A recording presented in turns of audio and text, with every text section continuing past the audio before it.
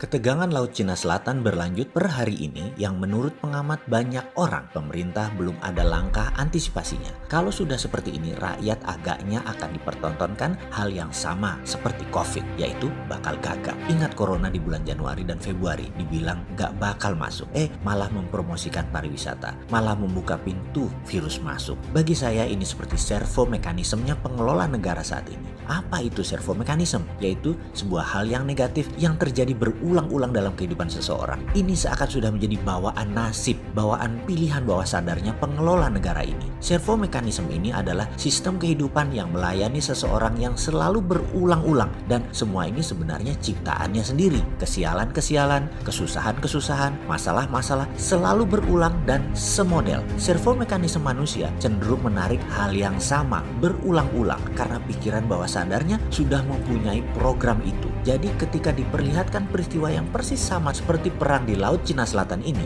yang jadi atau tidak jadi perang militernya, kedua negara Tiongkok dan Amerika itu sesungguhnya sudah masuk kategori peperangan. Maka kebijakan pemerintah belum juga muncul, menjadikan kebiasaan yang bernama servo mekanisme confirm, yaitu kebiasaan pemadam kebakaran. Gak pernah antisipatif, gak pernah bereaksi sebelum ada aksi. Untuk mengantisipasinya harusnya menggunakan pendekatan perang. Saat ini kita tahu keputusan pejabat negara adalah business as usual. Ini kasihan rakyat Indonesia kalau dibeginiin terus-menerus. Seperti pada corona, sebelum masuk underestimate terhadap corona. Ketika masuk panik pol, semua tindakan menjadi kebalikan, menjadi overestimate. Lalu bingung, caca mundur maju buat keputusan jangan boleh.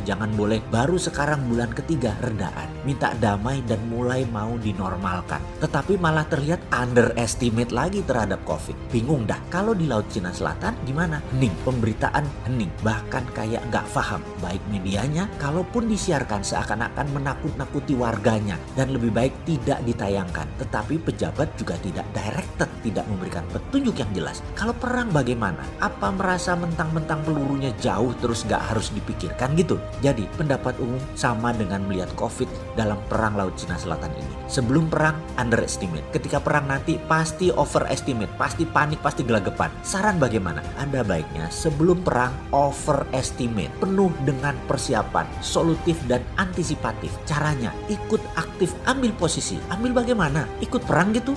Iyalah, ambil posisi itu namanya proaktif. Kita jelaskan, kita semua tahu posisi Indonesia sekarang miring ke Tiongkok dalam perang Laut Cina Selatan. Jelas itu dan tidak usah dibantah lagi. Sebentar ada yang komentar, itu Trump mau pindahkan pabrik Amerika dari pabriknya di Cina ke Brebes. Trump juga telepon-teleponan mau bantu alat kesehatan di Indonesia. Ini susah nih kalau bernegara masih polos melihatnya. Kita balik deh cara mikirnya. Kalau Anda jadi Trump, Anda ingin 2 kali jadi presiden Amerika, Anda ingin menang kompetisi dengan Cina, Anda ingin terus menjadi sheriffnya dunia, maka yang dimainkan adalah lobby politik. Ada janji surga. Ingat, ada kan politikus kayak gitu, kasih PHP, janji surga, yang mana ketika jabatan diperoleh, ya tidak ditunaikan janjinya. Trump juga sama, ambil hati dulu seluruh negara di kawasan Laut Cina Selatan. Tetapi hatinya Amerika sudah ke Sungai Mekong. Indonesia selama ini bukan mitra atau bukan aliansi, beda. Ini semua menjadi transaksional sekali. Makanya saya pernah bilang hubungannya kayak sama lonte, beli putus gak pakai hati, yang penting puas. Anda yang menentukan ya siapa yang puas, siapa yang bayar, dan siapa yang terima bayaran. Wes, ngerti ya, gak usah dilanjutin. Jadi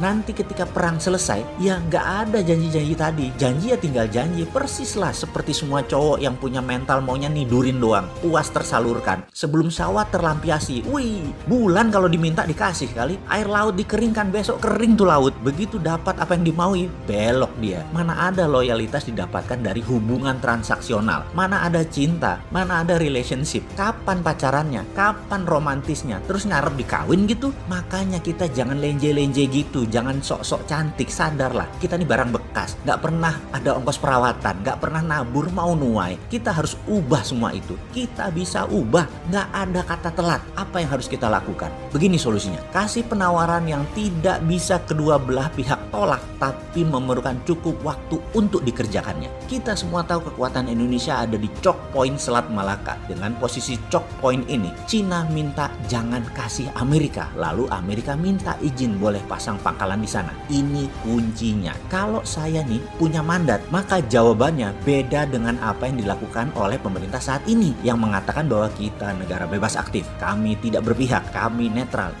Itu jawaban diplomatis pemula. Kalau kita nggak gitu jawabannya. Harusnya pakai strategi ini ketika Amerika datang dengan muka serius kita bilang, Amerika mau pasang pangkalan di Choking Point Selat Malaka. Siap, silahkan. Tapi ada syaratnya bos, kami ini lagi perang melawan COVID. Kami minta bantuan obat-obatan dulu lah, gratis, alat kesehatan, ventilator, dan kirimlah 1.000 tenaga medis beserta peralatannya. Kami juga butuh untuk stimulus ekonomi. Kasihlah kami ini pinjaman tanpa bunga 5 tahun untuk 2.000 triliun ekonomi kami. Ditambah lagi 1.000 perusahaan Amerika pindah ke Indonesia saat ini sebelum bedil meletus. Kalau semua oke, pakailah itu choke point itu selama 1 tahun aja, hanya buat menangkan perang dengan Tiongkok untuk menyekek suplai energinya ke Cina. Amerika pasti nggak bisa jawab cepat, bisa 3 bulan nego ketat itu, dan keburu waktu Trumpnya habis. Sudah mau pilpres di Amerika, kayak main catur lah, kalah langkah boleh, tapi kita menang waktu.